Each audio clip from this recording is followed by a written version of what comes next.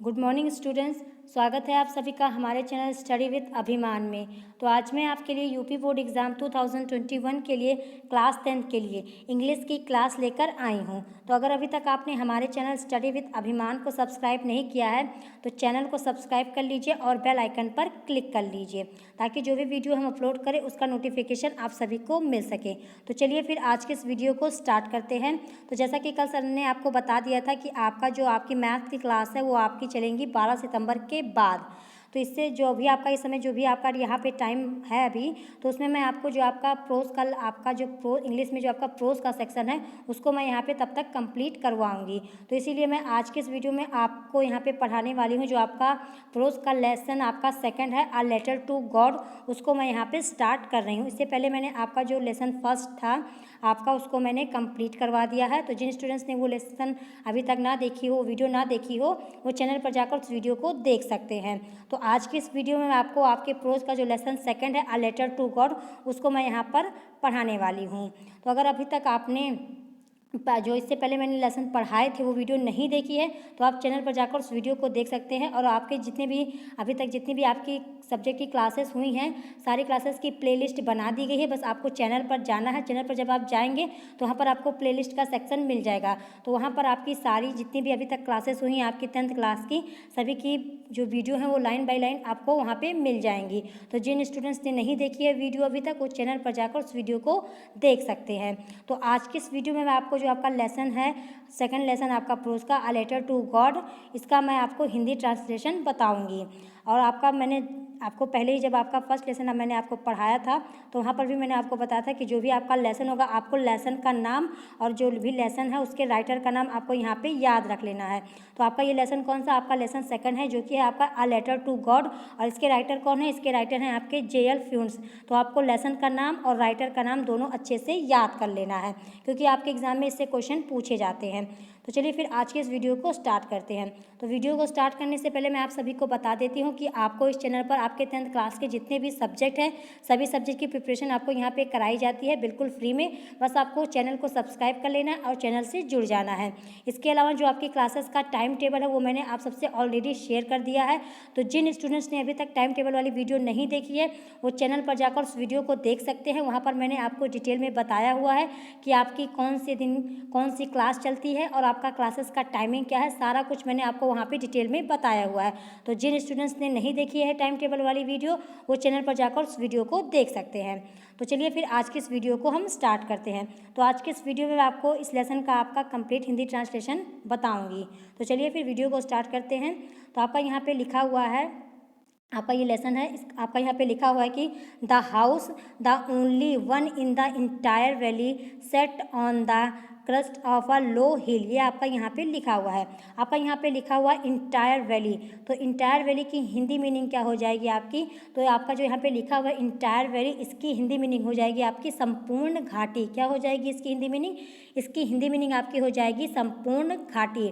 फिर इसके बाद आपका लिखा हुआ है कि set on the crust of a low hill. अब यहाँ पर आपका लिखा हुआ है क्रस्ट, तो क्रस्ट की हिंदी मीनिंग क्या हो जाएगी आपकी, इसकी हिंदी मीनिंग आपकी हो जाएगी पहाड़ी की चोटी। तो आपको इसको भी ध्यान रखना है। अब चलिए इस लाइन का हम कंप्लीट हिंदी ट्रांसलेशन देख लेते हैं। जो आपका यहाँ पे लिखा हुआ है, आपका लिखा हुआ है कि the house the only one in the entire valley set on the crust of a low hill, यानी वह घर जो संपूर्ण घाटी में केवल एक ही था। जैसा कि आपका यहाँ पे लिखा हुआ है द ओनली वन, तो आपका क्या हो जाएगा कि वह घर जो संपूर्ण घाटी में केवल एक ही था, एक निचली पहाड़ी की चोटी पर स्थित था। आपका यहाँ पे लिखा हुआ है ना कि set on the crust of a low hill, यानी कि एक निचली पहाड़ी की चोटी पर स्थित था। तो ये आपका हो जाएगा इस लाइन का कंप्लीट हिंदी ट्रांसलेशन।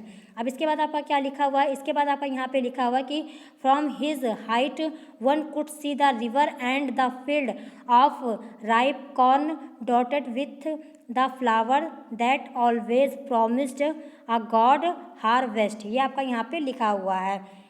आपका यहाँ पे क्या लिखा हुआ है, आपका यहाँ पे लिखा हुआ है कि from his height one could see the river and the field of ripe corn dotted with the flowers that always promised a God harvest. ये आपका यहाँ पे लिखा हुआ है। तो आपका इस लाइन का हिंदी कंप्लीट हिंदी ट्रांसलेशन क्या हो जाएगा आपका इस लाइन का जो लिखा हुआ है आपका यहाँ पे, इसका हिंदी मीनिंग क्या हो जाएगी? इसकी हिंदी मीनिंग हो जाएगी कि उस ऊंचाई से व्यक्ति नदी और पके हुए अनाज के खेत देख सकता था। जैसा कि आपका यहाँ पे लिखा हो कि फ्रॉम हिज हाइट, यानी उस ऊंचाई से व्यक्ति नदी, जैसे कि आपका यहाँ पे लिखा हुआ है कि could see the river and the field, यानी जो ऊंचाई है ऊंचाई से व्यक्ति नदी और पके हुए अनाज के खेत देख सकता था। ये आपका यहाँ पे लिखा हुआ है। फिर इसके बाद आपका लिखा हुआ है कि of ripe corn dotted with the flowers that always promised a God harvest, यानी जो ऐसे फूलों से आच्छादित था जो सदैव अच्छी फसलों की आशा बांधते थे। आपका यहाँ पे लिखा है हार्वेस्ट। तो हार्वेस्ट का आपका क्या मतलब होता है? यानी हार्वेस्ट का आपका हिंदी मीनिंग हो जाएगा फसल। तो आपकी इस लाइन की कंप्लीट हिंदी ट्रांसलेशन क्या हो जाएगा कि उस ऊंचाई से व्यक्ति नदी और पके हुए अनाज के खेत देख सकता था जो ऐसे फूलों से ढका हुआ था, ऐसे फूलों से आच्छादित था जो सदैव अच्छी फसलों की आशा बांधते थे। ये आपका हो जाएगा इस लाइन का कंप्लीट हिंदी ट्रांसलेशन। अब इसके बाद आपका सेकंड क्या लिखा हुआ है? इसके बाद आपका यहाँ पे लिखा हुआ है कि the only thing the earth needed was a downpour और एट लीस्ट अ शावर। क्या लिखा हुआ है? The only thing the earth needed was a downpour और एट लीस्ट अ शावर। अब आपका यहाँ पे लिखा हुआ है डाउनपोर। तो डाउनपोर की हिंदी मीनिंग क्या हो जाएगी आपकी? तो डाउनपोर की हिंदी मीनिंग हो जाएगी मूसलाधार वर्षा। क्या हो जाएगी इसकी हिंदी मीनिंग? इसकी हिंदी मीनिंग आपकी हो जाएगी मूसलाधार वर्षा। फिर इसके बाद आपका यहाँ पे लिखा हुआ है शावर। तो शावर का मतलब क्या हो जाएगा आपका इसका हिंदी मीनिंग? तो शावर का हिंदी मीनिंग हो जाएगी आपकी हल्की वर्षा या पानी की बौछार। ये आपकी इसकी हिंदी मीनिंग हो जाएगी। तो चलिए अब इस लाइन का हम कंप्लीट हिंदी ट्रांसलेशन देख लेते हैं क्या होगा। यानी आपका यहाँ पे लिखा हुआ है कि द ओनली थिंग, यानी कि आपका धरती को यदि ज़रूरत थी तो केवल बौछार या धीमी वर्षा की। ये आपका यहाँ पे लिखा हुआ कि आपका जैसा कि यहाँ पे लिखा हुआ कि the only thing the earth needed, यानी कि धरती को यदि ज़रूरत थी तो केवल बौछार या धीमी वर्षा की। ये आपका हो जाएगा इस लाइन का कंप्लीट ट्रांसलेशन हिंदी ट्रांसलेशन। अब इसके बाद आपका क्या लिखा हुआ है? इसके बाद आपका यहाँ पे लिखा हुआ है कि through out the morning Lencho who know his field intimately had done nothing else but see the sky towards the north east। ये आपका यहाँ पे लिखा हुआ है। मतलब इसका क्या हो जाएगा आपका हिंदी मीनिंग? इसकी हिंदी मीनिंग आपके यहाँ पे क्या हो जाएगी? आपका क्या लिखा हुआ है कि throughout the morning Lencho who knew his field intimately. अब आपका यहाँ पे लिखा हुआ है इंटीमेटली। तो इंटीमेटली की हिंदी मीनिंग क्या हो जाएगी आपकी? तो इंटीमेटली की हिंदी मीनिंग हो जाएगी आपकी घनिष्ठ रूप से। क्या हो जाएगी इसकी हिंदी मीनिंग? इसकी हिंदी मीनिंग आपकी हो जाएगी घनिष्ठ रूप से। अब चलिए फिर हम इस लाइन का कंप्लीट हिंदी ट्रांसलेशन देख लेते हैं क्या हो जाएगा, जो कि आपका यहाँ पे लिखा हुआ है थ्रू आउट से लेकर आपका नॉर्थ ईस्ट तक है। यानी कि पूरी सुबह लैंचो जो अपने खेतों की अच्छी तरह से अपने खेतों को अच्छी तरह से जानता था ने सिवाय उत्तर पूर्व आकाश की ओर देखने के और कुछ नहीं किया। तो जो आपका लैंचो था उसने क्या किया? उसने अपनी खेतों को, जो उसके खेत थे उसको देखा। फिर उसके बाद क्या उसने क्या किया? उत्तर पूर्व के आकाश की ओर देखा और उसने कुछ नहीं देखा। जैसा कि आपका यहाँ पे लिखा हुआ है कि intimately had done nothing else but see the sky toward the north east, यानी उसने क्या किया? उत्तर पूर्व वाले आकाश की तरफ देखा और इसके अलावा उसने कुछ नहीं देखा। ये आपका हो जाएगा इस लाइन का कंप्लीट हिंदी ट्रांसलेशन। अब इसके बाद आपका क्या लिखा हुआ है? इसके बाद आपका नेक्स्ट है कि now we are really going to get some water, woman. The woman who was preparing supper replied, yes, God's willing। फिर इसके बाद आपका यहाँ पे क्या लिखा हुआ है? आपका यहाँ पे लिखा हुआ है कि now we are really going to get some water, woman। अब आपका इसका हिंदी मीनिंग क्या हो जाएगा, जो कि आपका यहाँ पे लिखा हुआ है कि now we are really going to get some water woman. ये आपका यहाँ पे लिखा हुआ है। यानी क्या हो जाएगा आपका इस लाइन का हिंदी मीनिंग? आपका इस लाइन का हिंदी मीनिंग हो जाएगा कि प्रिय, हम वास्तव में हमें कुछ वर्षा का जल मिलेगा। ये कौन कह रहा है? ये लेंचो कह रहे हैं। किससे?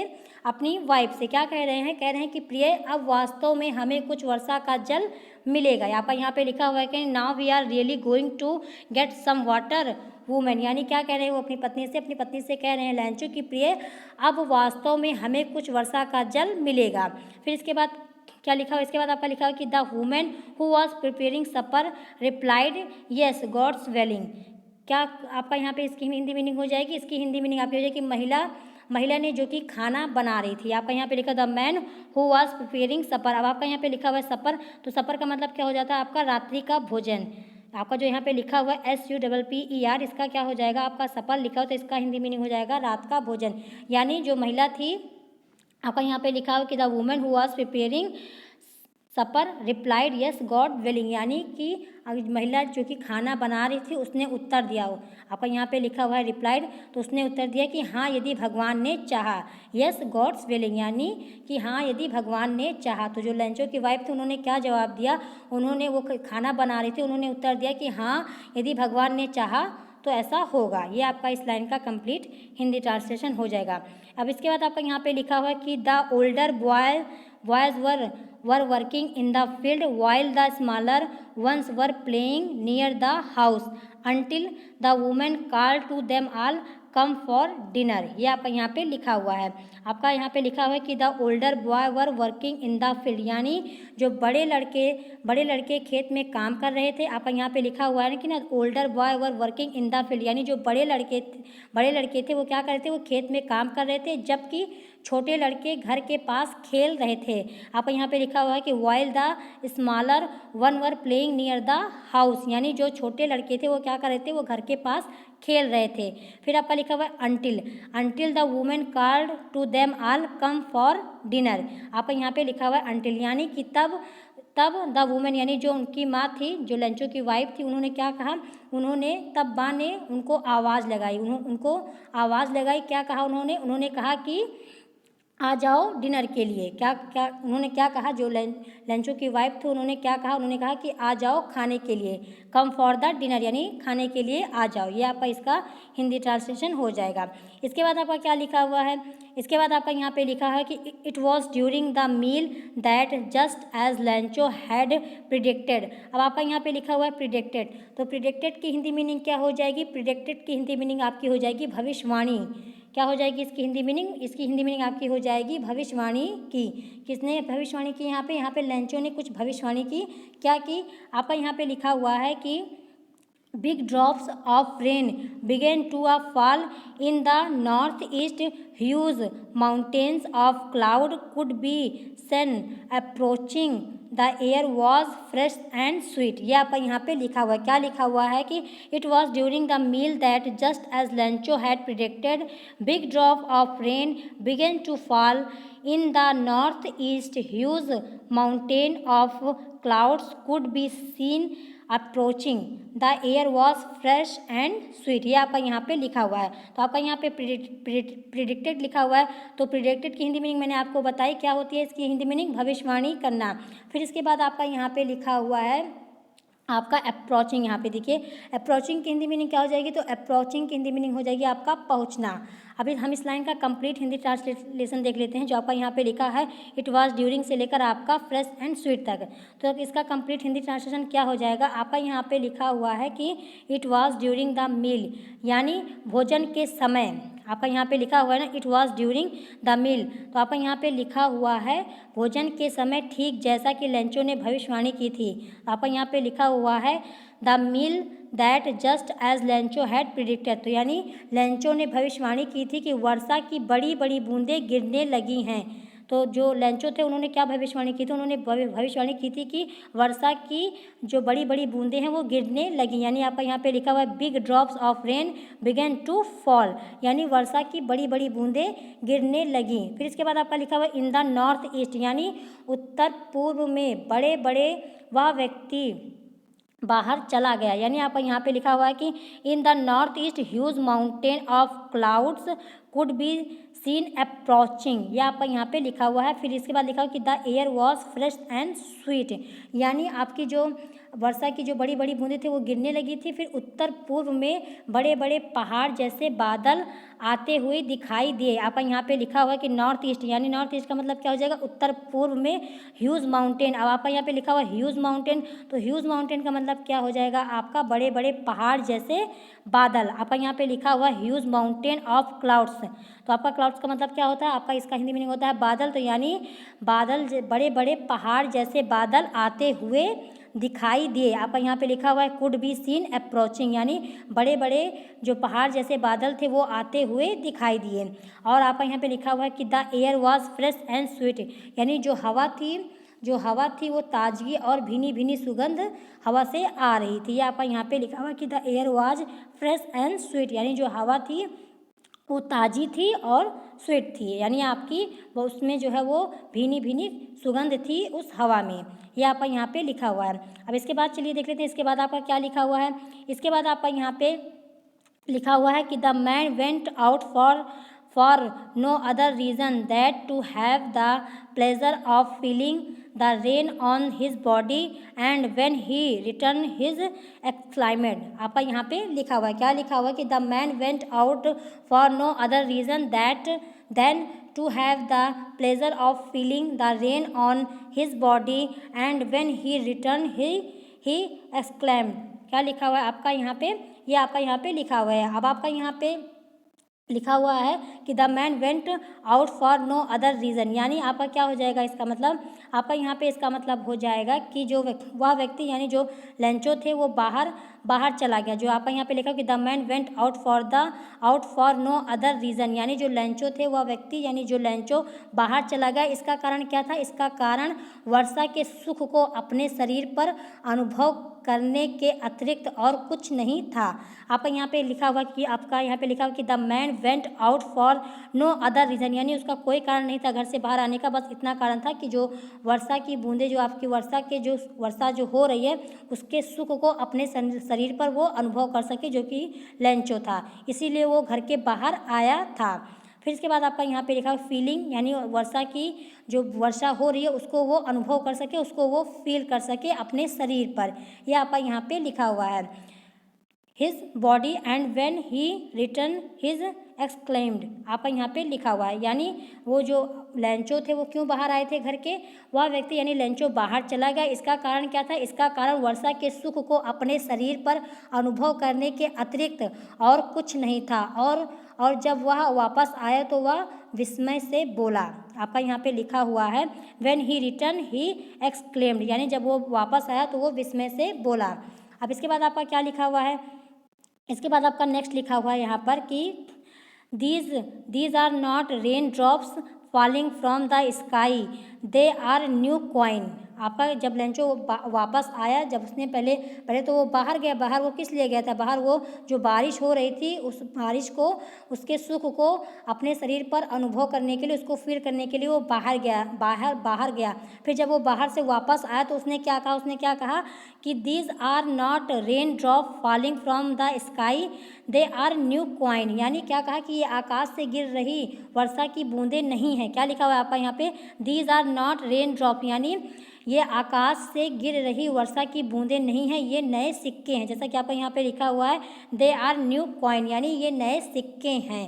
फिर इसके बाद क्या लिखा हुआ, इसके बाद आपका यहाँ पे लिखा हुआ कि the big drops are 10 cent pieces and the little one are 5। आपका क्या लिखा हुआ है, आपका यहाँ पे लिखा हुआ है the big drops are 10 cent pieces and the little one are 5। ये आपका यहाँ पे लिखा हुआ है, यानी जो बड़ी बूंदें हैं वो 10 सेंट के सिक्के हैं और जो छोटी बूंदें हैं वो 5 सेंट के सिक्के हैं। ऐसा किसने कहा, ऐसा लेंचो ने कहा, जो बारिश की बूंदें गिर रही थी आकाश से, ये आकाश से गिर रही वर्षा की बूंदें नहीं है, ये नए सिक्के हैं। ऐसा किसने कहा, ऐसा लेंचो ने कहा। और जो इसके बाद आपका लिखा हुआ कि द बिग ड्रॉप, यानी जो बड़ी बूंदें हैं वो 10 सेंट के सिक्के हैं और जो छोटी बूंदें हैं वो 5 सेंट के सिक्के हैं। जैसा कि आपका यहाँ पे लिखा हुआ कि लिटिल वंस आर 5, यानी जो छोटी बूंदें हैं वो 5 सेंट के सिक्के हैं। ऐसा किसने कहा, ऐसा लेंचो ने कहा। अब इसके बाद देखिए, इसके बाद आपका क्या लिखा हुआ है। अब इसके बाद आपका यहाँ पे लिखा हुआ है कि with a satisfied expression he regarded the field of ripe corn with its flower. आपका क्या लिखा हुआ है, विथ अ सेटिस्फाइड। अब आपका यहाँ पे लिखा हुआ है सेटिस्फाइड, तो सेटिस्फाइड की हिंदी मीनिंग क्या हो जाएगी आपकी, सेटिस्फाइड की हिंदी मीनिंग हो जाएगी आपका संतुष्ट। फिर इसके बाद आपका यहाँ पे लिखा हुआ है रिगार्डेड, तो रिगार्डेड की हिंदी मीनिंग क्या होती है आपकी, रिगार्डेड की हिंदी मीनिंग होती है ध्यान से देखना। तो चलिए अब इस लाइन का हम कंप्लीट हिंदी ट्रांसलेशन देख लेते हैं, क्या हो जाएगा आपका, जो कि आपका यहाँ पे लिखा हुआ है, with a satisfied expression he regarded the field of ripe corn with its flower. ये आपका यहाँ पे लिखा हुआ है, यानी एक संतुष्ट भाव से उसने अपने पके अनाज से भरे खेतों को वर्षा की चादर से ढका हुआ देखा। ये आपका यहाँ पे लिखा हुआ है, क्या लिखा हुआ है आपका कि एक संतुष्ट भाव से उसने, किसने, लेंचो ने क्या देखा, एक संतुष्ट भाव से उसने अपने पके अनाज से भरे खेतों को वर्षा की चादर से ढका हुआ देखा। ये आपका यहाँ पे लिखा हुआ है। फिर आपका यहाँ पे लिखा हुआ है कि draped in a curtain of rain, यानी आपका क्या हो जाएगा इसका मतलब कि वर्षा की चादर से ढका हुआ देखा। आपका यहाँ पे लिखा हुआ है, आपका यहाँ पे लिखा हुआ है ड्रैप्ड, तो ड्रैप्ड का मतलब क्या होता है, ड्रैप्ड की हिंदी मीनिंग आपकी हो जाती है ढका हुआ। In the curtain of rain, यानी वर्षा की चादर से ढका हुआ उसने अपने जो अनाज के उसके खेत थे, अनाज से जो भरे खेत थे, उसको उसने वर्षा की चादर से ढका हुआ देखा, किसने, लेंचो ने। फिर इसके बाद आपका यहाँ पे लिखा हुआ है, इसके बाद आपका यहाँ पे लिखा कि but suddenly a strong wind began to blow and along with the rain very large hailstone. आपका लिखा हुआ है, क्या लिखा हुआ है कि but suddenly a strong wind began to blow and along with the rain very large hailstone began to fall. अब आपका यहाँ पे लिखा हुआ है हिल स्टोन, तो आपका यहाँ पे लिखा हुआ है हिल स्टोन, तो इसका मतलब क्या हो जाएगा आपका, अगर आप हिंदी मीनिंग इसकी बात की जाए, जो आपका यहाँ पे लिखा हुआ है हिल स्टोन, तो इसका मतलब क्या होता है आपका इसका मतलब होता है ओले, यानी ओले गिरना। ये आपका यहाँ पे इसका हिंदी मीनिंग हो जाएगा। जब आपका यहाँ पे लिखा हुआ है हिल स्टोन, तो इसकी हिंदी मीनिंग हो जाएगी आपका ओले। अब चलिए हम इस लाइन का कंप्लीट हिंदी ट्रांसलेशन देख लेते हैं, जो आपका यहाँ पे लिखा हुआ है बट सडनली, तो इसका मतलब क्या हुआ कि अचानक तेज हवाएं चलने लगी, जैसे कि आपका यहाँ पे लिखा हुआ है but suddenly a strong wind began, यानी कि अचानक जो है वो तेज हवाएं चलने लगी और वर्षा के साथ बहुत बड़े बड़े ओले गिरने लगे। क्या हुआ कि जो हवा है वो बहुत तेज चलने लगी और वर्षा के साथ क्या हुआ, बड़े बड़े ओले जो है वो गिरने लगे। ये आपका इसका कंप्लीट हिंदी ट्रांसलेशन हो जाएगा। अब इसके बाद आपका यहाँ पे क्या लिखा हुआ है, आपका इसके बाद यहाँ पे लिखा किया these truly did resemble new silver coin. आपका यहाँ पे क्या लिखा हुआ है, आपका यहाँ पे लिखा हुआ है कि these truly did resemble new silver coins, यानी आपका यहाँ पे लिखा हुआ है रिजेंबल, तो रिजेंबल का मतलब आपका क्या होता है, रिजेंबल का मतलब होता है आपका मिलना। यह आपका यहाँ पे लिखा हुआ है रिजेंबल यानी मिलना, तो इसका क्या हो जाएगा हिंदी में, इसका हिंदी ट्रांसलेशन जो आपका यहाँ पे लिखा हुआ है these truly did resemble new silver coin, यानी ये ओले सचमुच नए चांदी के सिक्के के समान प्रतीत होते थे। क्या हो जाएगा इसका मतलब, जो आपके यहाँ पे ये लाइन लिखी हुई है, इसका हिंदी मतलब हो जाएगा आपका कि ये ओले सचमुच नए चांदी के सिक्के के समान प्रतीत होते थे। ये आपका इसका हिंदी ट्रांसलेशन हो जाएगा। अब इसके बाद आपका क्या लिखा हुआ, इसके बाद आपका यहाँ पे लिखा हुआ the boys exposing themselves to the rain out to collect the frozen pearls. ये आपका यहाँ पे लिखा हुआ है। अब आपका यहाँ पे लिखा हुआ है फ्रोजन पल्स, तो फ्रोजन पल्स का मतलब क्या हो जाएगा, ओले या जमी हुई मोती। ये आपका इसका हिंदी मतलब हो जाएगा, जो आपका यहाँ पे लिखा हुआ है फ्रोजन पल्स, तो इसका मतलब क्या हो जाएगा हिंदी में, इसका हिंदी में मतलब हो जाएगा ओले या जमी हुई मोती। ये इसका हिंदी मीनिंग इसका हो जाएगा। अब चलिए इस लाइन का हम कंप्लीट हिंदी ट्रांसलेशन देख लेते हैं कि लड़के उन जमे हुए मोतियों को इकट्ठा करने के लिए वर्षा में भागने लगे। ये आपका इसका कंप्लीट हिंदी ट्रांसलेशन हो जाएगा, जो कि आपका यहाँ पे लिखा है कि the boys exposing themselves to the rain out to collect the frozen pearls, यानी जो लड़के थे उन जमे हुए मोतियों को इकट्ठा करने के लिए वर्षा में भागने लगे। ये आपका यहाँ पे इसका हिंदी ट्रांसलेशन हो जाएगा। इसके बाद आपका क्या लिखा हुआ है, इसके बाद आपका यहाँ पे लिखा हुआ है it is really getting bad now exclaim the man I hope it passes quickly. ये आपका यहाँ पे लिखा हुआ है, क्या लिखा हुआ है, it is really getting bad now exclaim the man I hope it passes quickly, यानी अब इसका हिंदी मीनिंग क्या हो जाएगा आपका इसका हिंदी मीनिंग हो जाएगा कि यह वास्तव में अब बुरा हो रहा है। ये कौन कह रहा है? ये लेंचो कह रहा है। क्या कह रहा है? कि यह वास्तव में अब बुरा हो रहा है। लेंचो ने कहा। किसने कहा? लेंचो ने। लेंचो ने क्या कहा? कि यह वास्तव में अब बुरा हो रहा है। मुझे आशा है कि ओले गिरने जल्दी बंद हो जाएंगे। जैसा कि आपका यहाँ पे लिखा हुआ है, exclaim the man, I hope it passes quickly, यानी जो ओले गिर रहे हैं वो जल्दी गिरना बंद हो जाएंगे। ऐसा किसने सोचा? ऐसा लेंचो ने सोचा। ये आपका यहाँ पे लिखा हुआ है। अब इसके बाद आपका क्या लिखा हुआ? इसके बाद आपकी नेक्स्ट लाइन लिखी हुई है, it did not pass quickly. अब आपका यहाँ पे लिखा हुआ है, it did not pass quickly, यानी जो गिर रही थी, आपके जो ओले गिर रहे थे वो क्या हुआ? वो जल्दी से या शीघ्र से नहीं गुजरे, यानी जो ओले गिर रहे थे वो शीघ्र से नहीं गुजरे, यानी शीघ्र से उनका गिरना बंद नहीं हुआ। यह आपका यहाँ पे लिखा हुआ है, it did not passes quickly. अब इसके बाद आपका लिखा हुआ है, इसके बाद आपका यहाँ पे लिखा हुआ कि for an hour the hail rain on the house, the garden, the hillside, the cornfield, on the whole valley. ये आपका यहाँ पे लिखा हुआ है। क्या लिखा हुआ? कि फॉर एन आवर, यानी 1 घंटे तक ओले मकान, बाग, पहाड़ी की ढलान, अनाज के खेत, संपूर्ण घाटी पर गिरते रहे। यानी जो ओले हैं वो कितनी देर तक गिरते रहे? वो 1 घंटे तक गिरते रहे सभी जगहों पर, जैसे कि मकान हो गया, पहाड़ी की ढलान पर, और जो अनाज के खेत थे, यानी संपूर्ण घाटी पर जो है वो ओले जो हैं वो 1 घंटे तक गिरते रहे। फिर इसके बाद आपका यहाँ पे लिखा हुआ है कि the field was white as if covered with salt. क्या लिखा हुआ है? कि the field was white as if covered with salt, यानी जो आपका जो संपूर्ण घाटी पर ओले गिरने लगे। फिर इसके बाद क्या कि जो पूरा खेत है वो सफ़ेद हो गया जैसे कि नमक से ढक गया हो। आप यहाँ पे क्या लिखा है? कि द फील्ड वाज वाइट, यानी जो पूरा जो खेत था वो सफ़ेद हो गया था जैसे कि नमक से ढक गया हो। As if covered with salt, यानी जैसे कि नमक से ढक गया हो। ये आपका इसका हिंदी मीनिंग हो जाएगा। फिर इसके बाद आपका लिखा हुआ कि not a leaf remained on the tree. क्या लिखा हुआ है? Not a leaf remained on the tree, यानी क्या हो जाएगा कि वृक्षों पर एक भी पत्ता नहीं रहा था, यानी जो वृक्षों पर, यानी जो पेड़ पर पत्ते थे उस पर एक भी पत्ते नहीं थे। फिर इसके बाद क्या लिखा हुआ है? इसके बाद आपका लिखा हुआ कि the corn was totally destroy, यानी जो अनाज थी, जो फसल थी वो पूर्णतया नष्ट हो गई थी। क्या आपका यहाँ पे लिखा कि the corn was totally destroy, यानी जो अनाज था वो पूरी तरह से नष्ट हो गया था। फिर इसके बाद क्या लिखा हुआ? इसके बाद आपका यहाँ पे लिखा कि the flowers were gone from the plant. क्या लिखा हुआ है? कि the flower were gone from the plant, यानी जो आप पौधे से जो फूल थे वो भी झड़ गए थे, जो पौधे पे फूल लगे हुए थे वो भी झड़ गए थे। फिर इसके बाद क्या लिखा हुआ है?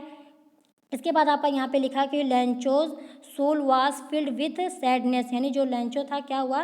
लेंचो की आत्मा जो है दुखी हो गई। आपका यहाँ पे लिखा हुआ है Lencho soul was filled with sadness, यानी लेंचो जो है वो बहुत दुखी हुआ ये सारी चीज़ें देखकर। फिर इसके बाद लिखा हुआ है, इसके बाद लिखा हुआ कि when the storm had passes, he stood in the middle of the field and said to his son। क्या लिखा हुआ है आपका यहाँ पे लिखा, सबसे पहले आपका यहाँ पे लिखा हुआ है कि Lencho sued was filled with sadness, यानी लेंचो की आत्मा जो है दुखी हो गई जब तूफान थमा। When the storm had passes, यानी आपका यहाँ पे लिखा हुआ है स्टॉर्म, तो स्टॉर्म का मतलब क्या होता है आपका? आंधी या तूफान। जो आपका यहाँ पे लिखा हुआ है STORM स्टॉर्म, इसका मतलब आपका होता है आंधी या तूफान। फिर आप मतलब आपका यहाँ पे देखो कि when the storm had passes, यानी जब तूफान थम गया, वह अपने खेतों के बीच खड़ा था और उसने अपने बेटे से कहा। आपका यहाँ पे लिखा हुआ है कि when the storm had passes he stood in the middle of the field and said to his son, यानी जब आपका जो तूफान था, जो आंधी थी वो थम गई तो लेंचो जो है वो अपने खेत के बीचों बीच खड़ा था और उसने अपने बेटे से कहा, जैसे कि आपका यहाँ पे लिखा हुआ है and said to his son. ये आपका यहाँ पे लिखा हुआ है। तो आज की इस वीडियो में मैंने आपको इस लेसन का जो 4th पैरा था वहाँ तक आपको यहाँ पे इसका कंप्लीट हिंदी ट्रांसलेशन बता दिया। अब आगे की जो भी आपके इसके नेक्स्ट पैराग्राफ होंगे उसका हिंदी ट्रांसलेशन मैं आपको नेक्स्ट वीडियो में बताऊँगी। तो अगर आज की इस वीडियो में आपको कोई चीज़ ना समझ में आई हो या आपका कोई डाउट हो तो आप कमेंट सेक्शन में पूछ सकते हैं। और अगर आज की वीडियो आप सबको पसंद आई हो तो वीडियो को लाइक करना, शेयर करना और हमारे चैनल स्टडी विद अभिमान को सब्सक्राइब करना मत भूलिएगा। तो अभी आपका जो ये लेसन है अ लेटर टू गॉड, ये भी कम्प्लीटली फिनिश नहीं हुआ है। अभी इसके भी आगे के भी आपके इसके पार्ट हैं, आगे के भी इसके पैरा हैं जो मैं आपको नेक्स्ट वीडियो में कंप्लीट करवाऊंगी। तो आज की वीडियो में इतना ही। Thanks for watching.